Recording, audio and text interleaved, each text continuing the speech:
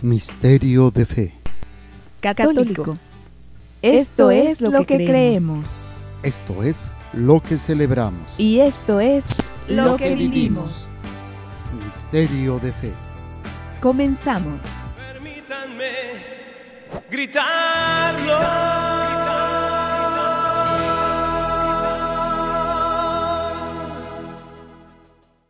¿Qué tal, amigos? ¿Cómo están? Sean bienvenidos a su programa Misterio de Fe. Misterio de Fe. Hoy saludándolos y aprendiendo juntos sobre la Lección Divina. Hace mucho tiempo que no hacemos un repaso de lo que es la Lección Divina, y para los que a lo mejor no están sintonizando o acompañando por primera vez, rápidamente haremos un pequeño repaso. ¿Qué es la Lección Divina? La Lección Divina es una forma de oración que tiene la Iglesia Católica desde hace muchos siglos, y es la forma como nosotros podemos aprender a orar, a meditar, a contemplar la palabra de Dios y nos ayude a transformarnos. De hecho, la definición de Lección Divina es lectura creyente de la palabra de Dios bajo la acción del Espíritu Santo para encontrarnos con Dios y dejarnos transformar por Él. Muchos queremos cambiar, queremos dejar de ser mulas, el carácter, la vida de pecado, todo lo que nos afecta. Y desgraciadamente dices, padre, es que quiero, pero trato, pero no puedo. Claro que no vamos a poder. Y hay situaciones en nuestra vida que marcan nuestra existencia. Hay un antes y un después de un accidente, un antes y un después del matrimonio, antes y un después de los hijos. Cambia nuestra vida. Ahora, si esto se da en cuestiones temporales, que son importantes, pero temporales, ahora el encuentro con Dios a través de su palabra siempre va a ser un antes y un después. Porque entre la medida en que nosotros entremos en contacto con Dios, es en la medida en que nosotros vamos a poder estar siendo transformados. Y de todas esas cosas que hacemos y de todas esas situaciones donde fallamos, donde dañamos a los demás, pues terminamos siendo precisamente esos hombres, esas mujeres que vamos siendo cada vez mejor. Ok, esto es en cuanto la definición de Lección Divina. Ahora, ¿cuántos pasos o qué pasos tiene la Lección Divina? Son 6 pasos. Primer paso, invocar al Espíritu Santo. Segundo paso, la lectura de la palabra de Dios. Tercer paso, meditación. Cuarto paso, oración. Quinto paso, contemplación. Y sexto paso, compromiso. Son los 6 pasos, todavía no los vemos, estamos apenas en el primer paso. En este primer paso estamos lo que va a ser lo que es necesario. ¿Cómo puedo hacer para que yo sea un instrumento de bendición? De poder que el acercamiento con la palabra de Dios realmente me transforme. Y bueno, tenemos que invocar. ¿Qué significa invocar? Hacerlo presente, pero no solamente en un momento, sino la invocación es un estado de vida en donde vamos a dejar que el Espíritu Santo sea quien nos guíe, sea quien nos transforme, sea quien vaya marcando. Y yo le llamo el conductor designado, ya que cuando unos van a la fiesta y terminan de que no, pues todos van a tomar, pues escoge a uno que no va a tomar porque es el que va a manejar. Entonces nosotros estamos tomados de pecado, de odio, resentimientos, de miedos, de traumas, y tomamos acciones o direcciones equivocadas y nos dejamos llevar por el dolor, por la tristeza, por el miedo, por el placer, por el poder, y obviamente pues nuestras vidas no pueden ser transformadas. Entonces invocarlo es dejarlo que Él nos guíe. Ahora, tenemos 6 aspectos básicos que si aprendemos a hacerlo, nuestra vida va a ser constantemente guiada por el Espíritu. De esto apenas estamos aprendiendo cómo podemos dejarnos guiar por el Espíritu. Si esto lo logramos hacer, cuando nos acerquemos a la palabra de Dios, seremos verdaderamente guiados por Él y transformados por Él. Ok, entonces, primer paso de la invocación al Espíritu Santo es fe y apertura. ¿Qué es la fe? La fe no es otra cosa más que la obediencia. No es saber qué es lo que Dios puede hacer por mí. Es que yo tengo fe en que Dios me va a sanar. Yo tengo fe en que Dios me va a dar. Eso no es fe. La verdadera fe es la obediencia a Dios. Y para que se dé la fe, pues necesitamos aspectos fundamentales, como van a ser la escucha. Tengo que aprender a escuchar la palabra de Dios. De la escucha, entonces viene la obediencia. ¿Sí? Lo que yo voy a hacer es obedecer a Dios de acuerdo a lo que Él me está planteando, de acuerdo a lo que Él me está pidiendo. Porque si yo no aprendo a escuchar, yo no aprendo a obedecer, desgraciadamente no seré capaz de decir que tengo fe. Y teníamos un esquema muy sencillo que nos puede ayudar en este aspecto sobre la fe. Entonces decíamos que la fe, primero, antes que nada, ¿cómo la obtengo? Es un regalo. No es algo que yo pueda decir, bueno, yo tengo fe.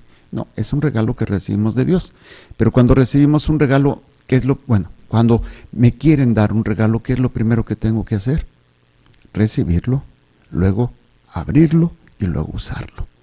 Pues es lo mismo, la fe es un regalo que yo recibo en el día de mi bautizo, lo reciben mi padre y mi madre en mi nombre. Luego tengo que aprender a usarlo, abrirlo. ¿Y cómo se abre el regalo de la fe? A través de la escucha. Y luego viene el otro aspecto, que es usarlo. ¿Cómo se usa el regalo de la fe? A través de la obediencia. La obediencia a Dios. Entonces, ese era el primer aspecto dentro de lo que es la fe y la apertura. Luego hablamos de la pureza de corazón. O sea, para que sea el corazón puro, que no haya otra cosa que no sea Dios, pues desgraciadamente hay muchas cosas que se van incorporando en nuestra vida y no es de Dios lo que estamos viviendo. Entonces necesitamos ir limpiando, ir purificando, como el agua, para que sea pura, pues necesita pasar por un proceso de purificación y tantas cuestiones que se usan para purificar el agua. Entonces, ¿qué se necesita para tener pureza de corazón? Que es querer y procurar solamente aquello que sea de Dios o me lleve a Dios. Esa es la pureza de corazón. Entonces necesito lo que es la confesión sacramental, necesito la sanación interior, o sea, perdonar en el nombre de Jesús todos los días, y necesito cuidar lo que veo, lo que oigo, lo que pienso y lo que siento, porque ahí es donde se mete. Si esto que estoy pensando no es de Dios, lo rechazo. Si esto que estoy sintiendo no es algo que sea parte de Dios, aunque lo siento, lo rechazo. Entonces voy cuidando para que no vengan cuestiones que no sean de Dios. Tenemos entonces fe y apertura, pureza de corazón, y luego tenemos desprendimiento y docilidad. Desprenderme de algo es lo más difícil.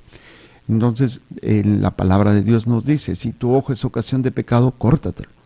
Si tu mano es, córtatelo. Entonces le decía, pues vamos a estar siempre sordos, ciegos, sin manos, sin pies, sin nada. ¿Por qué? Porque todo nos lleva a pecar.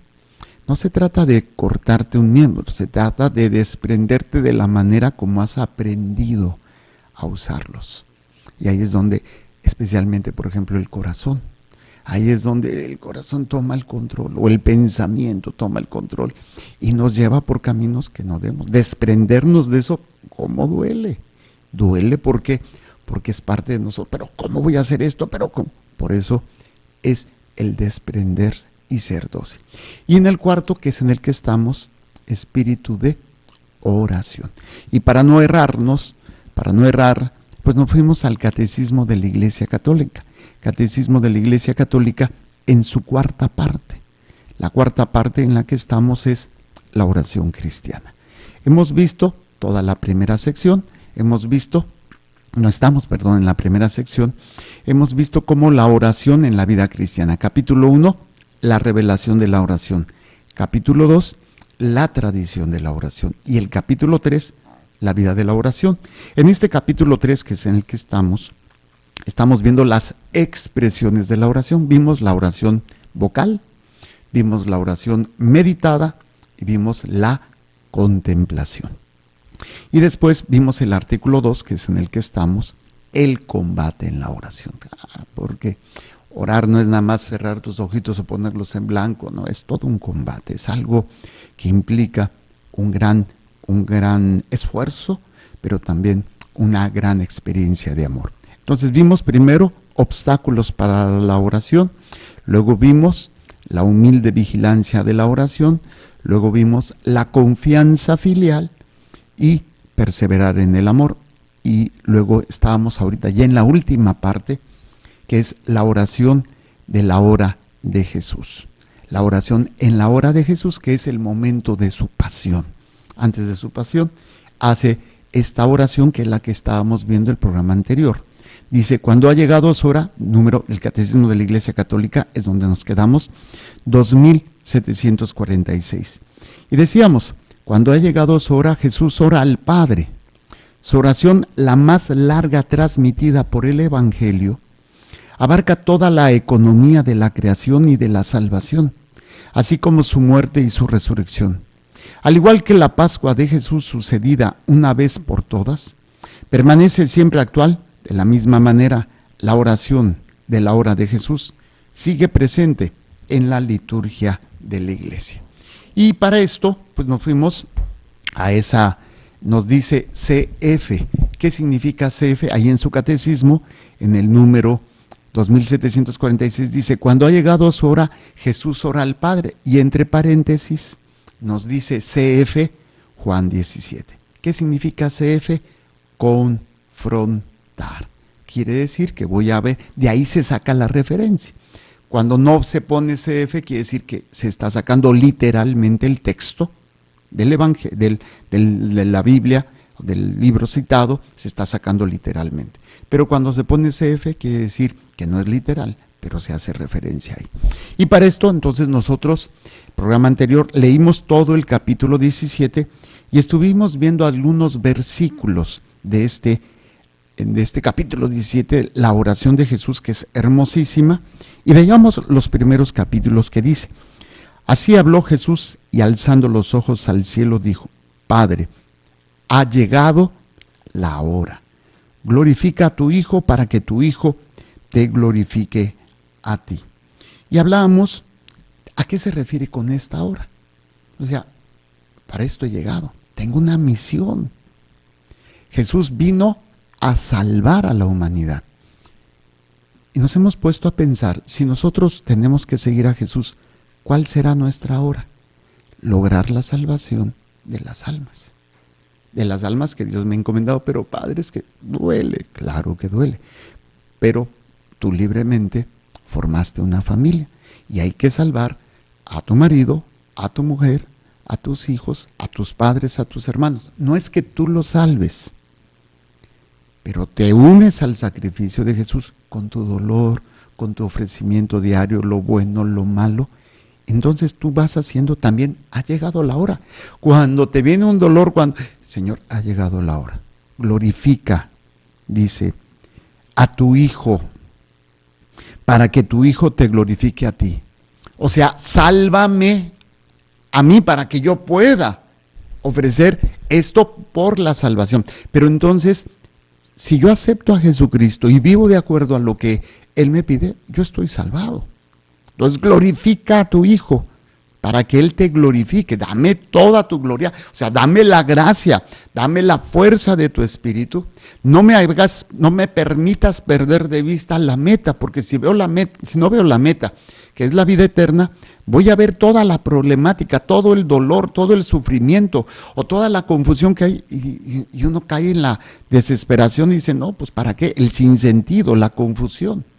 Por eso cuando el Señor dice, Padre, ha llegado la hora, glorifica a tu Hijo para que tu Hijo te glorifique a ti. Muéstrame la gloria que tú tienes. Y el Señor nos glorifica cuando nosotros nos mantenemos en la gracia, cuando somos hijos y vivimos como hijos de Dios, en lo que hablábamos, ¿no? Fe y apertura, pureza de corazón, desprendimiento y docilidad. O sea, nos va permitiendo vivir en esa experiencia de gloria. Versículo 2. y que según el poder que le has dado sobre toda carne, dé también vida eterna a todos los que tú le has dado. Y ahí veíamos cómo el Señor tiene esa autoridad sobre todo el pecado, sobre toda la vida, sobre todo el ser humano, y Él tiene esta autoridad. De hecho, todo fue creado por Él, y para Él lo dice Juan en el inicio de su evangelio. Nada más les voy a leer esa parte, que es hermosísima, el prólogo, dice así de San Juan. En el principio existía la palabra, y la palabra estaba junto a Dios, y la palabra era Dios. Ella estaba en el principio junto a Dios. Todo se hizo por ella, y sin ella no se hizo nada. Lo que se hizo en ella era la vida. Se los voy a plantear de una manera muy técnica y muy simple.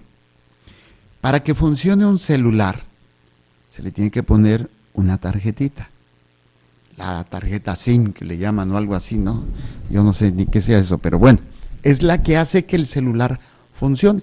Tú puedes tener el celular más moderno, pero si no tienes esa tarjeta, no funciona. Nuestra vida, si no tenemos la tarjeta de Jesús, no sirve, no funciona. Él es el que nos da el sentido, Él es el que todo fue creado por Él. Quita a Jesús de la creación y vemos lo que está pasando en el mundo, que es cuando cometemos pecado, que es cuando hacemos las cosas a nuestra manera y empezamos a utilizar la misma creación para destruir la creación o destruir al hombre. Por eso dice, y que según el poder que le has dado sobre toda carne, dé también vida eterna a todos los que tú le has dado. El Señor le ha dado, Dios le ha dado al Hijo toda autoridad, todo poder. Él tiene el poder sobre toda carne. Y sin Él nada funciona. Entonces, si nosotros no le damos este lugar a Dios, si no tenemos esta relación, si no nos dedicamos a vivir en esa unión con Jesús, no tendremos esta vida.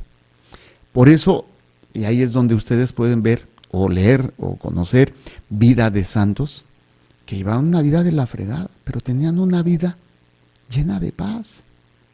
Y nosotros que no estamos tan fregados, ya nos andamos ahí. ¿Por qué? Porque nos hace falta este chip, nos hace falta esta tarjeta, que es Jesucristo. Y no basta solamente ir a misa, darse tus golpes de pecho y rezarle. Tiene que ser lo que hablábamos y hemos meditado, ¿no? Hace unas semanas hablábamos de la adoración, que es esa silla, ¿no? Que tiene que tener bien clara que es Jesús el que se debe sentar ahí. Esa es la tarjeta. Ese es donde va a entrar la tarjeta. Pero si entra una tarjeta pirata, pues obviamente no vamos a encontrar esa vida. Por eso Él tiene autoridad sobre toda carne. Pero solamente en aquellos que lo dejen sentarse en esa silla, que es el culto de adoración, donde Jesús va a ser lo más grande. Y dice por eso que según el poder que le has dado sobre toda carne, da también vida eterna. Y la vida eterna, ya hablamos el programa anterior, que es la vida eterna. Lo dice Juan 17:3, ahí siguiente. Esta es la vida eterna, que te conozcan a ti, el único Dios verdadero y al que tú has enviado, Jesucristo. Ahora hablábamos, ¿qué significa conocer? ¿Qué significa conocer? Es hacer suyo, poseer. Cuando el ángel se le aparece a la Virgen y le dice, ¿cómo será esto si yo no conozco varón? No me han hecho, no me han poseído, hacer suyo. Entonces, la vida eterna es hacer mío al Padre y al Hijo. O sea, yo tengo la vida eterna. ¿Qué quiere decir? Tengo el chip, que aunque pueda perderlo todo, aunque esté sufriendo, tengo alegría, gozo y paz. Tengo vida. Soy capaz de amar, soy capaz de perdonar, soy capaz de todo. Pero hay gente que tiene todo y tiene una cara de guaracha aplastado, cara de riñón compungido, cucaracha fumigada y otras expresiones que no digo porque ya me regañaron, cara de huelefuchi, cara de huelefuchi. Entonces, es precisamente esto. La vida eterna empieza aquí y ya puedo empezar a disfrutarla. Por eso hay hombres y mujeres que vivieron de una manera que conocemos o les llamamos santos y que vivieron de una manera, oye, vean, hay un video que me mandaron hermosísimo del Papa Juan Pablo y de Madre Teresa de Calcuta. Hombre, qué chulada. Eran dos personas que, a pesar de que tenían sus crisis, luego ahora que se leyeron algunas cartas de Madre Teresa, Santa Madre Teresa de Calcuta, y se veía que sus crisis y todo lo que ella, pero fue una santa, que fue capaz de vencer su estado de ánimo, su cansancio, por amor a Dios y por amor a las almas. ¿Qué vamos a decir de San Juan Pablo II, el Papa peregrino, que me encanta ver los videos de todo lo que él hizo, y uno que me conmueve mucho es cuando ya está en las últimas, y así enfermo, así, y quiere bendecir, y quiere hablar, y no puede. ¿Por qué? Porque hasta el último momento se dio, y estaba en agonía, estaba en un dolor, estaba en una situación, pero era capaz de estarse dando. Y era incomprendido, y fue criticado, y fue juzgado, pero él tenía vida. Y eso es lo que hoy el Señor nos quiere decir en esta oración, la oración donde se manifiesta cómo nosotros como cristianos tenemos que tener esta vida, que es poner a Dios, sentar a Dios en esa silla todos los días. Cuando Dios está sentado ahí, tengo vida eterna. No me voy a quedar atorado en sentimentalismos, en chismes, en heridas. Incluso no puedo justificarme por los pecados de los demás, que es lo que hacemos. ¿Por qué estás enojado? ¿Por qué peleas? ¿Por qué le gritas? ¿Por qué? Es que él me hizo, es que ella me falló, es que él me robó, es que él... Y obviamente ahí sale nuestro sentimiento, nuestro coraje. Pero cuando está ahí, independientemente de lo que tú me hagas, yo te amo, yo te sirvo, yo te perdono. Y ahí es donde empieza la vida, la verdadera vida eterna. Y no solamente es el hecho de vivir muchos años, sino es la forma, la calidad de vida que tenemos. Y ahí es donde desde ahora todos nosotros debemos y podemos empezar a vivir la vida eterna. Entonces fíjense qué hermosa oración. Entonces voy a leerles otra vez desde el versículo 2. Y que según el poder que le has dado sobre toda carne, dé también vida eterna a todos los que tú le has dado. Y esta es la vida eterna, que te conozcan a ti, el único Dios verdadero, ¿sí? Y a tu enviado, y al que tú has enviado, Jesucristo. Y si queremos ver con mayor claridad qué significa conocer, habíamos visto el capítulo 10, versículo 14, de ahí mismo de San Juan, 10:14. Fíjense, este pasaje es interesante porque dice, yo soy el buen pastor y conozco mis ovejas y las mías me conocen a mí. Y ahí hay un asterisco. Entonces se van a ir hasta abajo, hasta las notas al pie de página, donde dice 10:14. 10:14. Y fíjense lo que dice. En la Biblia, y todavía nos manda otra, por eso me encanta esta Biblia, porque te manda otro y otra para ir profundizando. Dice, en la Biblia, ver Oseas 2:2. Es que te trajo de letra grande. Y bueno, ya a cierta edad ya no ve uno, ¿verdad? No te preocupes.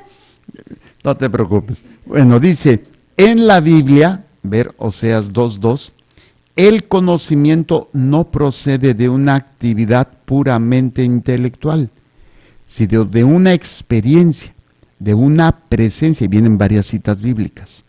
Acaba necesariamente en el amor, es decir, agregarlas al rebaño que Jesús conduce a la vida eterna. Entonces, sería interesante ver todas estas citas bíblicas para entender eso de conocer. hay que conocer, hacer suyo. Vamos a ver algunas, voy a poner aquí de referencia y para poder no estarnos perdiendo. Vamos a ver, por ejemplo, Oseas 2:2, y si se dan cuenta, la nota al pie de página dice Oseas 2:2 y tiene un signo de más, para los que tienen su Biblia de Jerusalén, no de letra grande, sino de letra chiquita, ¿sí? Y tiene un signo de más, significa que Oseas 2:2 va a tener también un asterisco.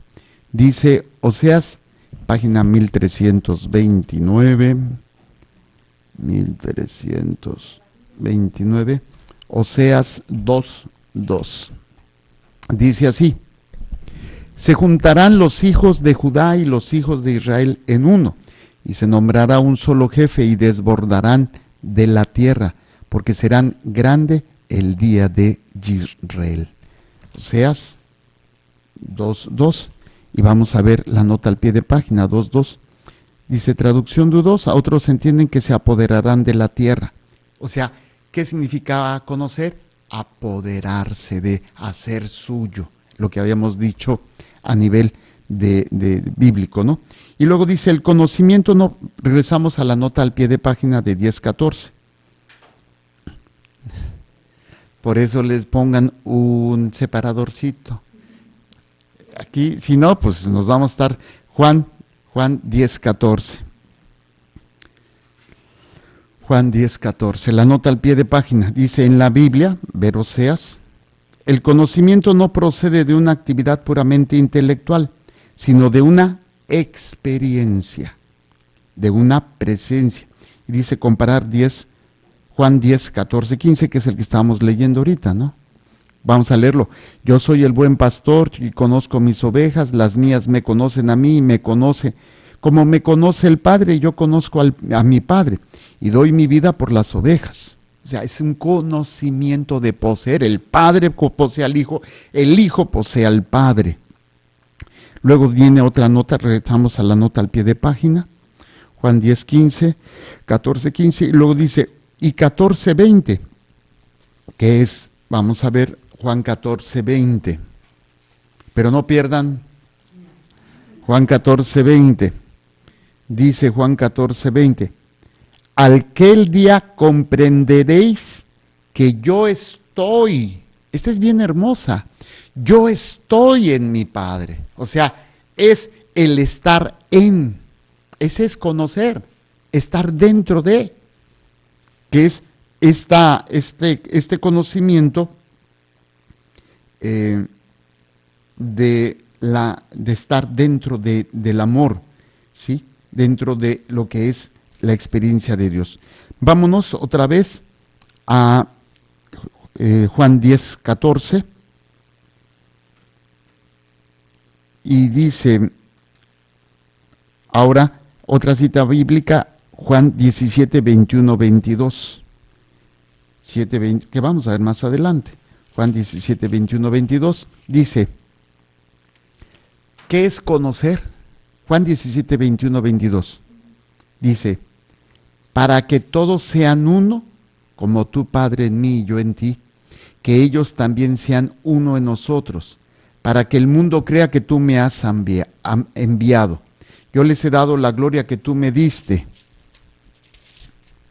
para que todos sean uno, como nosotros somos uno. ¿Cuándo el hombre y la mujer son uno? Cuando se posee al hombre, o es poseída la mujer por el hombre. Ya no serán los dos, ya no serán más que una sola carne. El problema es cuando nos quedamos solamente sola carne.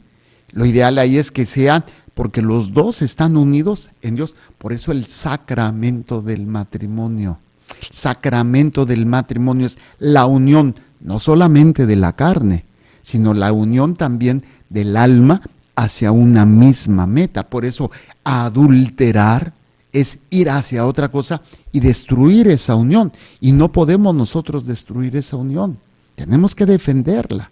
Tenemos que luchar contra todo para que lleguemos a ser uno, para poseerse el uno al otro y llegar a ser todos en Jesucristo y en Jesucristo en el Padre. Por eso este versículo me encanta, que se explica mejor lo que es conocer, cuando dice que todos sean uno. Cuando yo conozco a Dios, llego a ser uno con Él. ¿Cuál es la forma más perfecta y hermosa de unirme a Dios? A través de la divina voluntad. Claro, la expresión de la divina voluntad es la comunión. ¿Qué hago cuando comulgo? Pues es que estoy limpio de pecado y quiero estar unido a Él. Lo como, pero al comerlo, en lugar de que Él se transforme en mí, que es lo que se hace cada alimento, yo me como un bistec, lo mastico, lo digiero con la saliva, lo muelo con las muelas, lo paso al tubo digestivo y se va degradando a su mínima expresión. Proteínas, aminoácidos, azúcares, pues los más pequeños, las grasas, las más, y la absorbo. Ya no está el bistec. Se ha transformado todo eso y lo voy a utilizar y se va a convertir en mí. A diferencia, la comunión, cuando yo comulgo, me transformo en Él. Aunque yo lo como, yo soy digerido por Él. Desgraciadamente, cuando comulgamos como agarrar una galleta. Y tristemente, no hacemos conciencia del milagro de la comunión.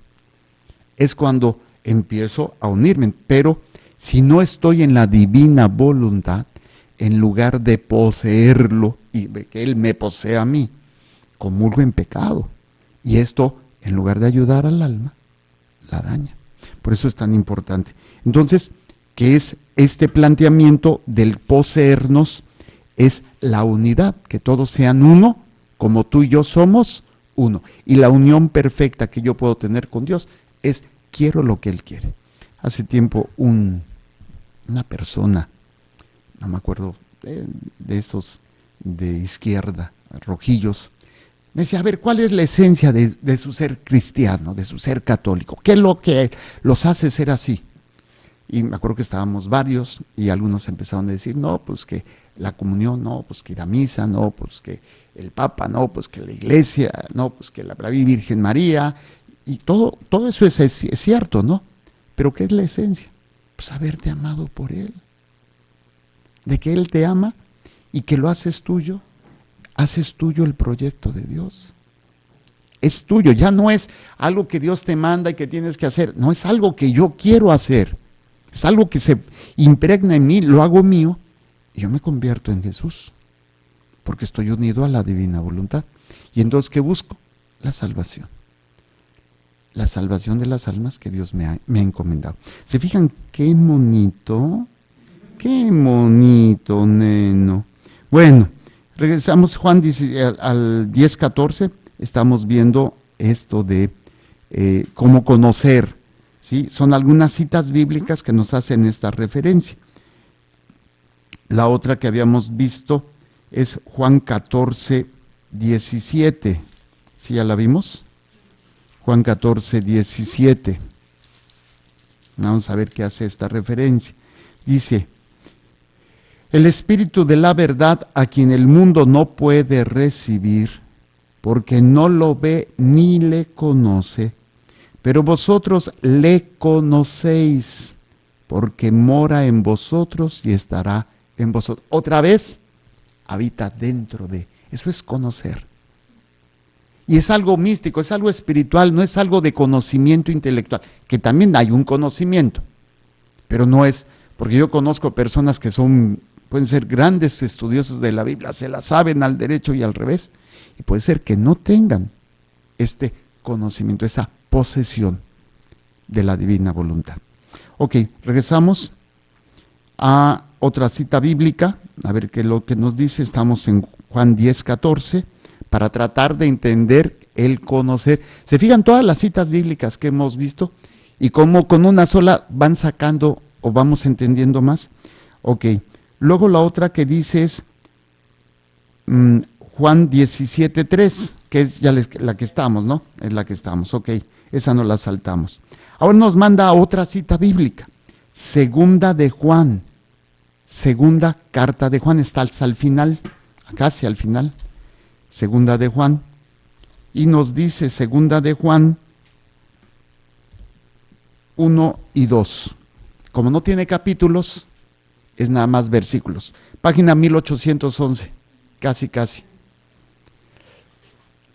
Segunda de Juan, cartas de Juan, está después de las cartas de Pablo. Ok, segunda de Juan 1:2 dice así: el presbítero a la señora elegida y a sus hijos, a quienes amó en la verdad, y no solo yo, sino también todos los que han conocido la verdad, a causa de la verdad que permanece en nosotros y que estará en nosotros para siempre. Conocer la verdad, y lo veíamos, ¿qué es la verdad?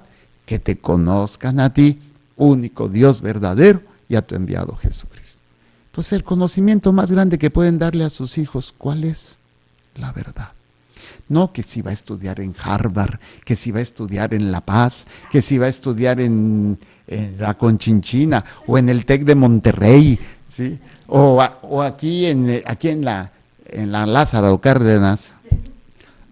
O sea, está bien, qué bueno que podamos darles ese conocimiento a nuestros hijos, pero si no les damos el conocimiento de la verdad, el conocimiento humano no sirve. Fíjense qué chula. Regresamos a Juan 10:14. Estamos en la nota al pie de página, la nota al pie de página. ¿Sí? Y luego dice, y acaba necesariamente en el amor, y nos manda otra vez a Oseas 6:6.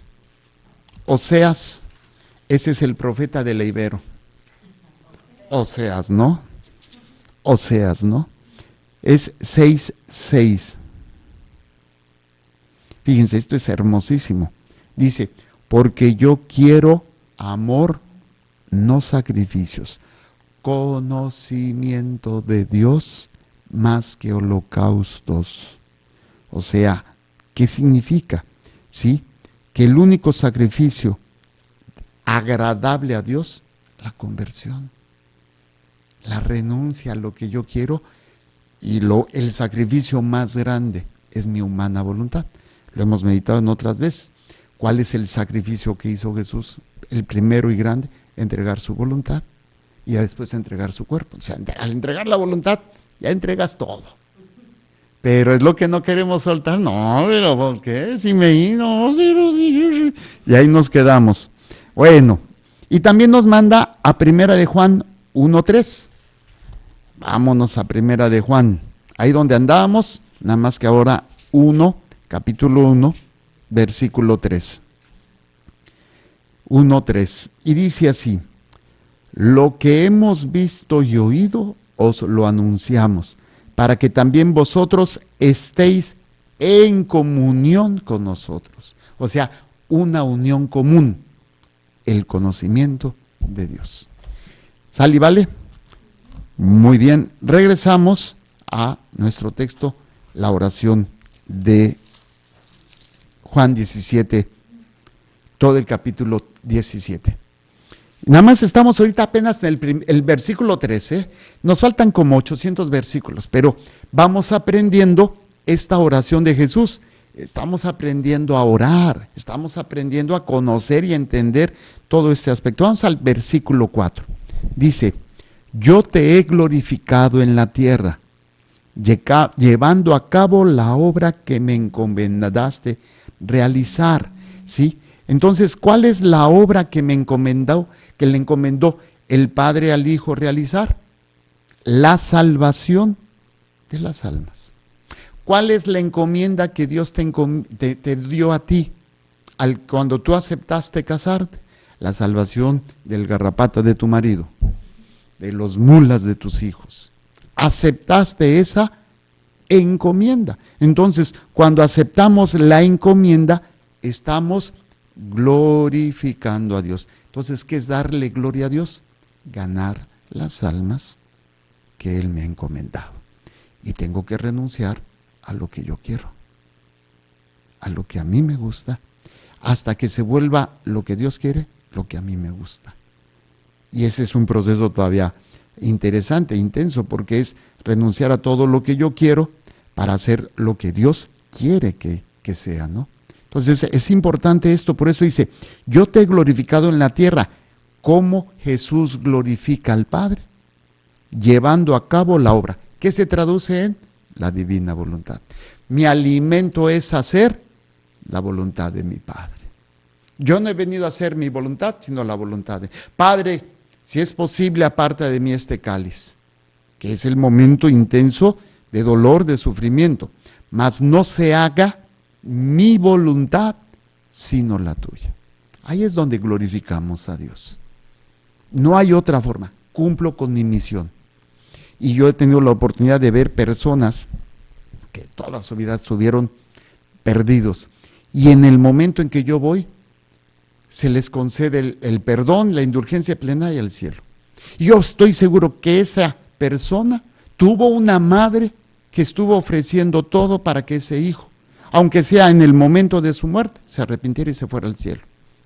Y esa madre, con su oración, ganó y le dio gloria a Dios porque ese hijo tuvo la bendición de tener un sacerdote que le diera la indulgencia. Y dices, hombre, o que se arrepintiera, si no, el sacerdote, pues, Padre, perdóname Dios mío, estira la pata. Pero porque esa madre estuvo buscando darle gloria a Dios. Más que tuvieran una buena casa, más que tuvieran dinero, más que tuvieran esto, era darle esa gloria a Dios nuestro Señor. Por eso, yo te he glorificado en la tierra, llevando a cabo la obra que me encomendaste realizar. Qué interesante. En la medida en que nosotros le estemos dando gloria a Dios, ¿qué va a pasar con nosotros? Dios nos va a glorificar. O sea, nos va a dar la salvación, pero nos va a dar la fuerza necesaria para cargar nuestra cruz. Y esa cruz, pues es todo lo que estás viviendo. Lo fácil, lo difícil, lo bonito, lo feo. Tus padres, tus hermanos. Si ya estás casado, pues tu esposa, tu esposo, tus hijos, tu suegra, tus cuñadas, ay, hijitas, cuñaditas tan bonitas, tus concuñitas y todas. Bueno, es precisamente, por eso dice en el versículo 5, fíjense, ahora Padre, glorifícame tú junto a ti, glorifícame tú junto a ti con la gloria que tenía a tu lado antes del que el mundo fuese. Obviamente esto es nada más para Jesús, pero a nosotros se nos va a dar una gloria con la cual fuimos bautizados. ¿Sí? En el momento de nuestro bautizo tenemos una gloria, tenemos la salvación. Hagan de cuenta como cuando uno va a la escuela. Llegas, el maestro, todos tienen 10, el primer día de clase. Nada más demuéstrenme que merecen el 10. Pues el niño recién bautizado tiene 10. Nada más mantener eso, que por eso los papás y los padrinos, que hay cada padrinito que dices, ay, Dios mío, pobre criatura, en la que lo metieron. Sí, ay, es que es mi compadre, mi comadre, ay, sí, mucho comadre y compadre. Que venga, que. Sí.